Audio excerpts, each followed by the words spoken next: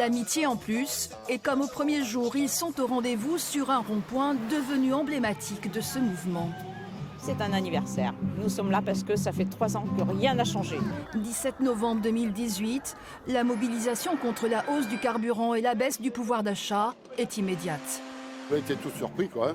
Donc, je veux dire, de voir cette masse, de voir en fait le peuple dans la rue, quoi. Parce que c'était ça. Parce que vous aviez tout le monde, hein. Vous aviez des bas salaires, vous aviez des cadres, vous aviez des artisans.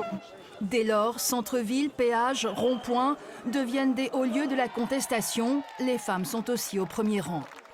On est quand même concerné par tout ce qui est augmentation. Le salaire, on sait nous qui gérons aussi le portefeuille, comme on dit, hein, avec nos enfants et tout ça, il faut bien les nourrir. Depuis 3 ans, Magali Della Suda dirige une enquête collective sur ce mouvement historique. Il y avait des conditions structurelles favorables à l'émergence d'un mouvement social, mais comme toujours, c'est toujours imprévisible. On ne sait jamais quand cela va arriver et la forme que ça va prendre.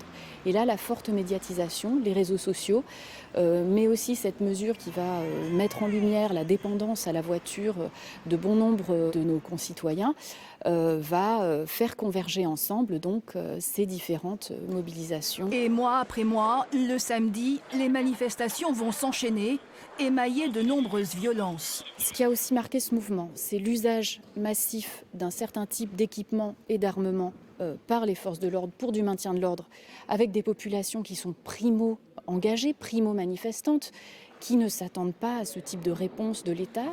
Crise sanitaire, confinement, les enjeux se sont déplacés. Mais pas question aujourd'hui pour ces gilets jaunes de parler d'effritement. La colère n'est pas descendue, ça c'est sûr. Et la détermination est restée intacte, quoi. Le mouvement des gilets jaunes a essaimé sur plusieurs continents.